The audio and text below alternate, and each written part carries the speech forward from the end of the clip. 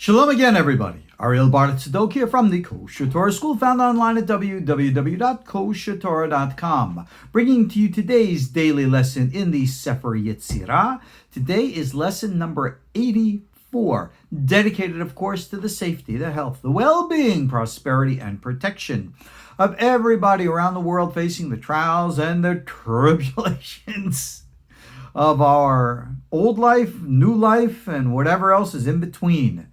Just remember, what we've been learning here in this Sefer Yetzirah class is not pie-in-the-sky magic, but down-to-earth real powers of the mind which lead to action, which can realistically change our world. And isn't that what forming is all about? Remember, as we've learned in the past, something from nothing, that comes from God. Something from something, that comes from us. That is our power given to us by God. So the Sefer Yetzirah, as ancient as it is specifically at its basic fundamental levels, geared towards giving us the direction of mind to lead to proper action. At deeper levels, those who master the methods and means of chanting, tonal technologies, they can therefore make their mind thoughts so construct, so real, that they can actually give them physical form. And that is how they can actually create something, not out of nothing, but from something. That's what we call golems. Now remember about a golem. A golem is not like what you see in mythology where somebody takes, some Play-Doh, well, the pretty colors, and puts a little Mr. Potato Head on it and says, "In the name of God, arise." And all of a sudden, Mr. Potato Head comes alive. We're watching too many movies or too many children's stories to believe this kind of nonsense. Was there really a giant humanoid entity in the ancient city of Prague, created by the hands of the famous Kabbalist Rabbi Yehuda Loew? Perhaps. Most likely is true. But what was the nature, the actual reality of this golem? Was it a big 8-foot guy of clay? No. It was most likely made of what? Gosh, something? There's so many words today that are out there that, frankly, I know what people say, what the words mean, but I don't know exactly what it is. For example, what I'm thinking about right now is what people in the occult refer to as ectoplasm. Maybe you remember from the famous movies Ghostbusters, Who You Gonna Call? And they had that green Slimer who was supposedly made out of ectoplasm, and he slimed him. Well, according to a lot of these people, there really is some form of material matter that this entity energy materializes in, kind of maybe like a prima matter. I don't know if it is or isn't ectoplasm. I don't really know what ectoplasm really is. I don't know if anybody does. I've spoken to people who have claimed to have experienced it. Personally, I haven't. When we're taking mind structure and formulating it into construct form, I see it and have experienced it more as energetic, ball lightning kind of stuff, materializing, taking form, more so in mind than projecting it into form, as opposed to actually becoming, gooey, stuff and then taking a form. But I don't know, hey, I tell you, what we see here is what you get. So the reality that we can deal with today, remember what these lessons are. These are lessons that are publicly available to you. You are most likely not an adept of and training in the ancient school of the Bnei Nevi'im. You are probably not well versed in the Maaseh Merkabah or the Torah of Abulafia and the like. You're probably just watching all this stuff online. Well, guess what? You're not left out. You're not disconnected. You're certainly not any less than anybody else. You can connect. You can join, in quote, this school. Maybe you will not be initiated into one of the secret societies that have been around since the days of Eliyahu Hanavi. Who cares, right? What counts is that you can connect to the greater reality. Because remember, experience is power. So you can experience. And in this lesson, I want to teach you another method and technique of how to do this. So we are right now winding down chapter 5. The correlations we've already discussed in previous lessons. And it's at this time that I want to pretty much, like they say, throw in the kitchen sink. In other words, give you meditative instruction that Rabbi Chaim Vital does not do in his commentary. I've discussed some of this in my larger commentary to the Sefer Yetzirah. I discussed some of these techniques in the course on Torah Based Meditation. I'll put a link to it down below for those of you who are interested. But I want to again teach you now another way of how to use the Sefer Yetzirah. Again, here's the handout for today's class. This is for lesson 84. You'll see here the diagram of the Sefirot. Now, what is our purpose and method? What are we doing here with our meditation? If you remember, we are meditating upon letters. Why? Because letters are the vessels for the Sefirot. And what are Sefirot? Well, if you go into academic literature, they will say they are the levels of divine manifestation, and they'll give you all kinds of words to describe them. But what do they really mean?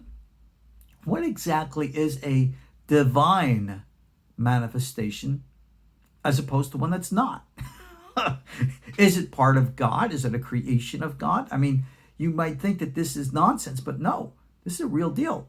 For example, when the kavod, the glory of God, appeared in the ark, upon the Ark of the Covenant, way back when in temple times, and blam, burned, Nadav and Avihu, as well as took out the 250 rebels in the days of Korah.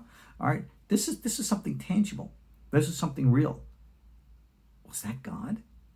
If so, then God took a form? Isn't that like the contradiction of everything that we teach? God has no form or semblance of form? No. The Kabbalah said that the kavod was actually a created thing. It was a combination of letters that housed the energy within it. Metatron is a combination of letters which houses the energy within it. The Adamic race, that's kind of like all of us. Let me expand beyond the Adamic race to include all sentient conscious life forms, which includes anything and everything. We are all just vessels for an inner and higher energy reality. And again, when we transcend the limitations of the image, or I should say the image, we transcend the limitations of form, getting back into the essence, that's how we tap into anything everywhere. This is how one can, using this symbolic language, read the Akashic records, or remote view, or astral project, or be telepathic, clairvoyant, etc., or be prophetic, because that's what it's all about. So in this class, I'm going to give you a technique. This technique is an example of how the mind needs to think in order to acquire this kind of thinking. Okay? Remember, when it comes to connecting to the greater reality, that reality is outside of everything that we know and understand within this confined, rigid reality. So, how do I get outside of the confined and the rigid into the unconfined and fluid? Obviously, you got to learn to, using the old saying, think outside the box. But how do you do that? Well, this is where we need training. And this is the exercises I'm going to give you now. Consider it, if you will, out of the box training. I give the example here in the handout, okay, that we can meditate upon the names of the 10 Sefirot. Again, this is an example. You can meditate on anything that you want. You meditate upon the name of a thing. Remember we discussed this, that when Adam was in the Garden of Eden. God brought him all the animals and Adam gave them names. So what? He looked at a dog. Did he call it a dog? Or did he call it a perro? Or did he call it a kelev? Or whatever, 101 different languages. Well, it's all the same. Well, no, it's not. Do not believe the myth that Adam spoke Hebrew. All right? Adam and Eve, they were not Jewish, please. They weren't white. All right? Adam from Adamah, they were red. They were actually energetic beings who spoke the language of energy. And the energetic language today is represented by what we call the language of the angels. And that's another time, another thing for another time. Yeah. But we can take any word today and look at its letters. So for example, I gave the example in this handout of the 3 Sefirot of Keter and Chochmah. You got to turn around the other side of the page there for me. Probably print for 2 pages for you. Bina. The word Keter is made up of the 3 Hebrew letters Kaf, Tav, and Resh. Kaf, as we know, is a double. Tav, as we know, is a double. Resh is also a double. Beged kaparet. So I got 3 doubles here. What does that mean? Look at the word Chochmah. Het, Kaf, Mem, Hey. Het is a single or an elemental. Kaf is a double. Mem is a mother letter. And Hey, again, an elemental single letter. What does all that mean? All right? I know so many of you, you've commented to me and said, Rabbi, tell us what it means. And I again say to you, no, I won't. What you need to do is learn how to explore in your imagination, or if you will, think for yourselves. Okay? I cannot think for you. Compare it, if you will, that I can take you to the gym and show you how to do bicep work, how to do shoulder exercises, how to bench press and the like. But what good is it to you if I am doing the bicep curls, if I am doing the bench press, if I'm doing the shoulder press? I will gain the benefit and not you. You can learn the form, but you will never accomplish the benefit unless you do it yourselves. So this is why I'm going to give you the technique, but you have to apply it. And don't go looking for outside answers. Or in other words, outside definitions of accomplishment or not. The point, remember we spoke about getting into the Chochmah intuitive psychic mind. The way you do this is to allow your imagination and your mind to literally be completely free. So, again, using the names of the Sefirot as my example, I want to understand the nature of the Sefirah Keter. Okay, I know it means the crown. Yeah, I know it means the divine will. And I know it corresponds to the Sephirotic faces of Ari Champin and Antik Ampin. And at a deeper level, it also includes their feminine faces, Atik Anok and Ari Chanok and blah, blah, blah, blah, blah, blah. What does all of that mean to me? What does will mean to me? You think about this. The letter Kaf, as we know, corresponds to the path between Hesed and Netzach. In the world, it corresponds to, according to our version now, the planet Venus. The day is Wednesday, the left eye in the body, and it rules over life. Okay.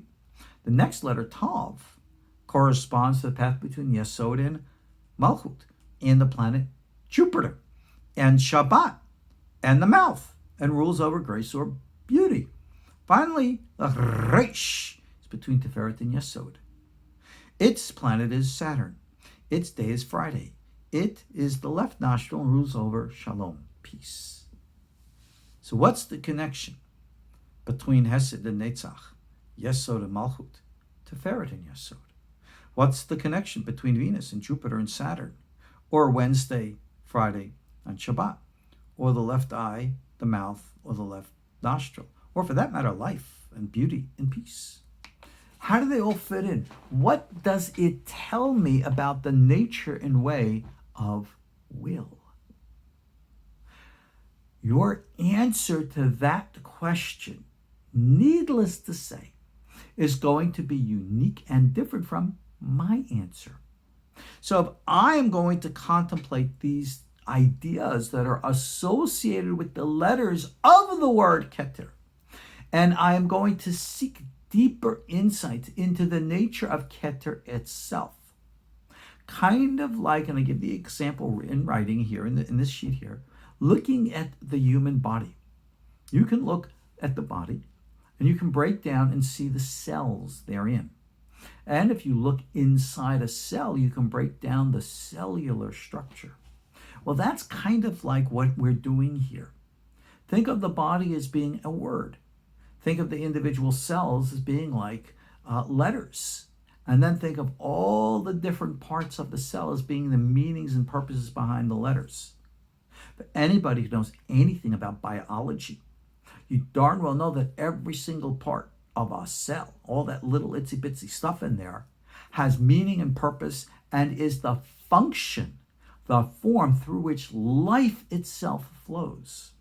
As it is with the biological material inside our bodies, so it is with the form of the words, which are concepts, ideas, thoughts.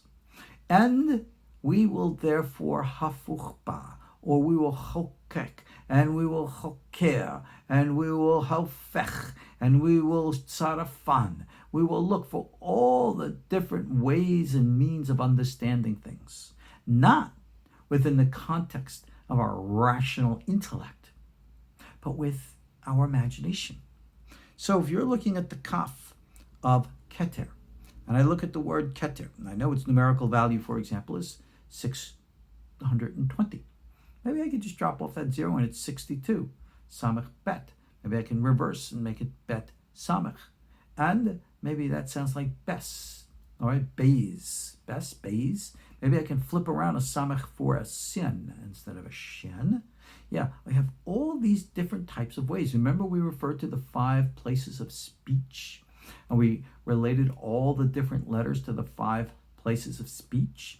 All right, there was the acha, bumaf, gichak, dantlat, and shastratz. And these, all the letters, can be rearranged and flipped with one another.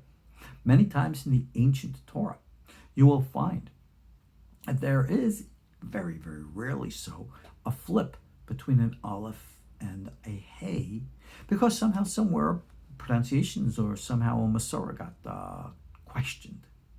So this is what we call chilufim of different letters. And this is one of the gematria ways that we do things. Contemplate something. You choose what it is. And it doesn't have to necessarily be a word, even though that's the form that I am using now to express this meditation. How about an idea? How about a path? You have a decision to make. For example, whether or not you should take this job, whether or not you should marry this spouse, I don't know, whether or not you should buy this car. Think about it in this way. Seek intuitive insight to gain imaginative visualization, impression within your mind and within your thoughts. You can use the letters of a word and their correlations to see how and what you can find. If you're very rigid and very literal, you're not going to be fluid enough to all of a sudden, hey, look at this wild way. If I look at it like this and I look at it like that, I can create this. Bingo. That's what you need to do. There are no rules here other than to follow your imagination and allow your imagination to tap into deeper psychic elements within yourself and to bring your mind there. And that is what we call the Sulam Aliyah, the ascending, going up the ladder. And a lot of steps along the way. We cover that in other places. But you can do this. You can do this today, right now. Don't go looking at the highest, hardest level. This is something you can do. Allow your minds to experience. Zone out, tune out the outside world with all its distractive garbage, and tune in to the inner voice that's speaking right inside your heart and mind. Check it out. Check out our courses. And I'm Ariel Tzadok. I'll see you in our next class.